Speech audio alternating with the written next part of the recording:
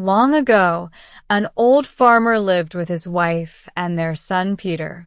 As years passed, the farmer became sick and soon passed away, leaving his wife and son alone. "Oh, my poor husband," the woman cried. "He was such a good man. How could this happen?" For many days she wept. Peter tried to comfort her, but she could not stop crying. Then her sadness turned to worry. At night, she looked at the sky and whispered, "What are we going to do? How will we live?" After some weeks, she became strong again and made plans. Her husband had left Dollar. When almost all their food was gone, she gave Peter $1 and said, "Go to town, my son, buy salt, flour, and bread. I hope this will last until spring." Peter walked to town. As he passed the butcher's shop, he saw a crowd. The butcher had tied an old dog to a tree and was beating it. "Butcher, why are you hurting this poor dog?" Peter shouted. "He ate my best meat this morning." The butcher said he was only hungry, said Peter. "Let me buy him. I'll give you $1." The butcher laughed. "You must be crazy, but fine, take him." Peter untied the dog and said softly, "I'll call you Leo. You'll live safely with my mother and me." The dog licked his face with joy. When Peter came home, his mother was very angry. "You spent all our money on a dog. We have nothing left," she shouted.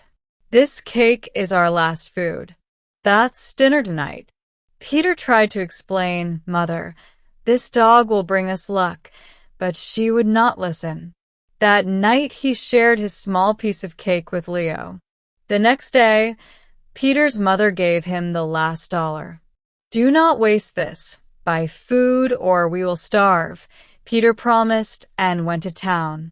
On the way, he saw a boy dragging a cat with a rope. "Stop," Peter cried. "Why are you hurting her?"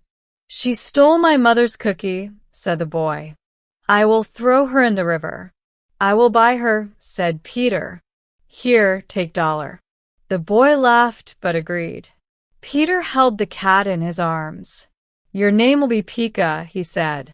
When Peter came home with the cat, his mother became furious. "You did it again. Get out of my house and take your animals with you." So, Peter left home with Leo and Pika. They walked for days until they reached a village. There they met a priest. "Hello, young man," said the priest. "Do you need work?" "Yes," said Peter. "Work for me 3 years.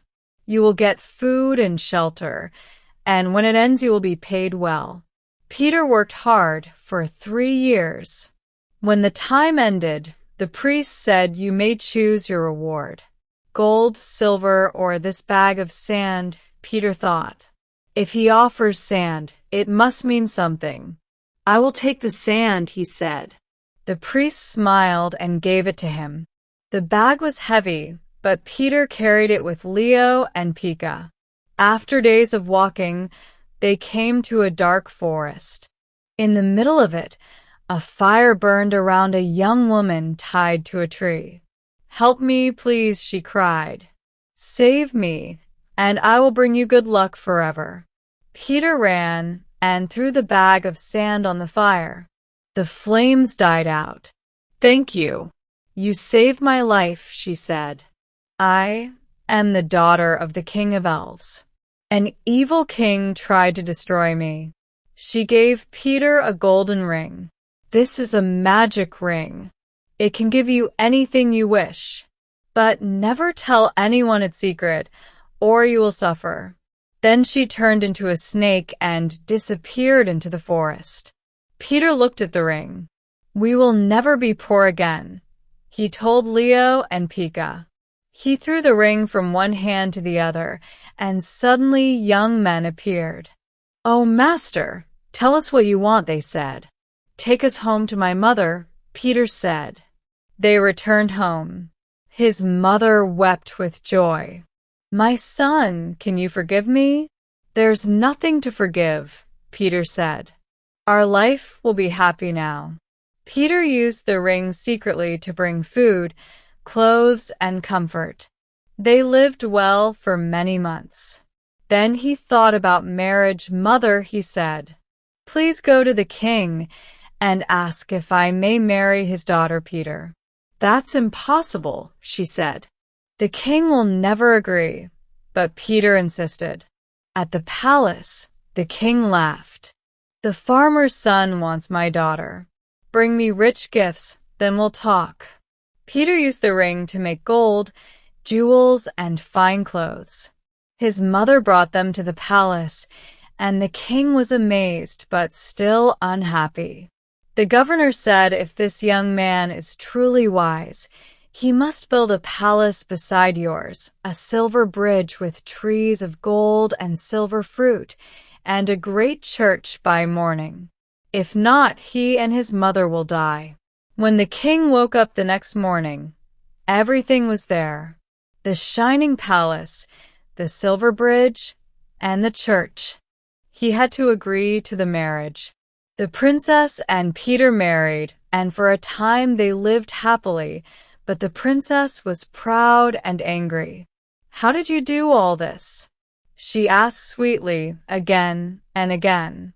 Peter never told her. One night she gave him too much wine, and he told her about the ring. When he fell asleep, she took it and wished herself and the whole palace away to another kingdom. The next morning, Peter woke up alone. The king locked him in a tall tower with no food or water. Leo the dog came and saw what happened. He told Pika, "We must help him."